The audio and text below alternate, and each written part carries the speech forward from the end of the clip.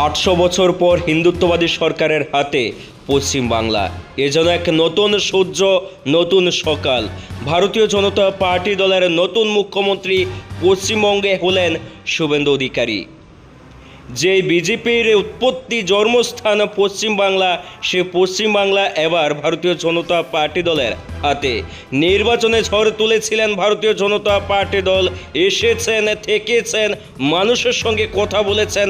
প্রত্যেকটা দিনে নির্বাচনের সময় দেশের প্রধানমন্ত্রী নরেন্দ্র মোদী, সঙ্গে ছিলেন গৃহমন্ত্রী অমিত শাহ। তাদের ড্রিম প্রজেক্টে ছিল পশ্চিমবাংলা। পশ্চিমবাংলা দীর্ঘ 800 বছর পর কোনো হিন্দুত্ববাদী সরকারের হাতে। জনসাধারণ অনেকটাই উচ্ছ্বাসিত, অনেকটাই আনন্দিত এবং নতুন সকাল দেখছেন বলে তারা বলছেন। আজ শপথ গ্রহণ অনুষ্ঠানে মুখ্যমন্ত্রী হিসাবে শপথ গ্রহণ নিলেন শুভেন্দু অধিকারী।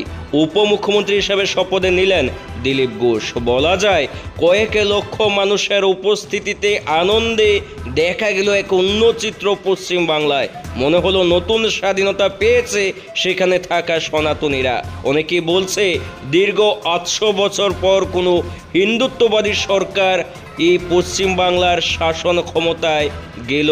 আজ রয়েছেন প্রধানমন্ত্রী, রয়েছেন গৃহমন্ত্রী, রয়েছেন বিভিন্ন রাজ্য থেকে আসা তাবর তাবর ভারতীয় জনতা পার্টি দলের নেতৃত্বরা। আগামী 5 বছর মুখ্যমন্ত্রীর দায়িত্ব পালন করবেন কট্টর হিন্দুত্ববাদে নিয়ে চলা শুভেন্দু অধিকারী। শপথ গ্রহণ অনুষ্ঠানে কি শপথে নিলেন শুভেন্দু অধিকারী, শুনুন। ভারতের সার্বভৌমত্ব ও অখণ্ডতা রক্ষা করিব।